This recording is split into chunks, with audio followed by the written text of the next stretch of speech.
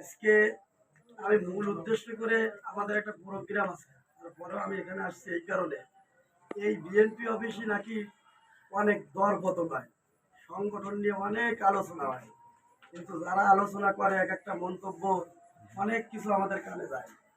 দলের স্ট্রাকচার, দলের ন্যায় নীতি, দলের নিয়ম শৃঙ্খলা কোনো কিছুই তারা জানে না, কিন্তু বড় এক নেতার বক্তব্য দিয়ে কিছু সংগঠন, কিছু সহযোগিতা, কিছু মানুষের উপর হেয় প্রতিপন্ন কথাবার্তা এই পার্টি বিষয় হয়েছে, এটা আমি শুনছি। জাসাজ নামে যে সংগঠনটা, একেও নাকি হেয় প্রতিপন্ন কথা বলা হয়। আমি আজকে এখানে দাঁড়িয়ে স্পষ্ট ভাষায় বললাম, আপনারা যারা জাসাজ দলের সাথে অন্তর্ভুক্ত আছে, বাংলাদেশ জাতীয়তাবাদী দল বিএনপি এটা মূল সংগঠন, এবং আর যত সংগঠন আছে, যুব দল, ছাত্র দল, স্বেচ্ছাসেবী দল, যাই বলে, বঙ্গ সহযোগী সংগঠন থেকে একই মান, একই মান, একই মান। কেউ যদি বলে যে জাসাজ ছোট, যুব দল বড়, আজকে আমি চ্যালেঞ্জ করে গেলাম, এখানে একটা বক্তব্য দিয়ে বলছি, যদি কোনো বড় আসরে জাসাদের প্রেসিডেন্ট যদি একখান চেয়ার পায়, যুব দলের একজন তাই পাবে, স্বেচ্ছাসেবক দলের তাই পাবে, এমন কোনো ন্যায় নীতি নাই যে ছাত্র দলের 3জন আসন পাবে, জাসাদের একজন পাবে।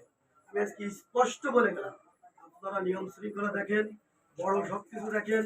আজকে এই কথাটা বলতেছে এই কারণে, এই জাসাদের এই সভাপতি নির্বাচিত হওয়ার সময় আমার যথেষ্ট শ্রম ছিল। বারবার নেতারা আমাকে বলছিল তিনি পারবে কি পারবে না, কিন্তু নেতারা তো নেতৃত্ব, সংগঠনের না।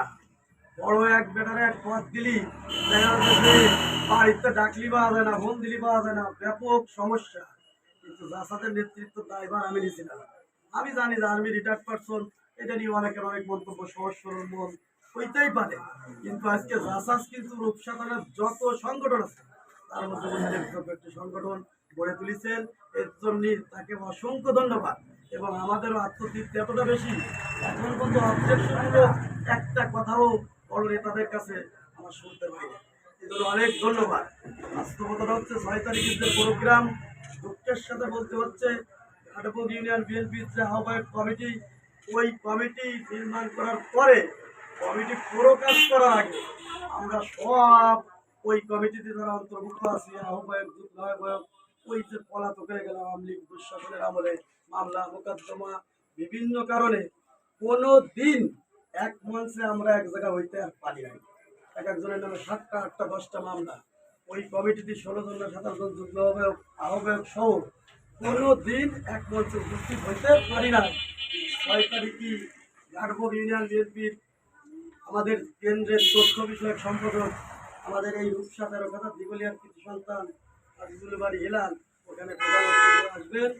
ওই দিনই প্রমাণ, এবং এইটাই আনন্দের বিষয় যে আমাদের ওই কমিটি ওই দিনই আমরা এক মঞ্চে উপস্থিত হব ইনশাআল্লাহ।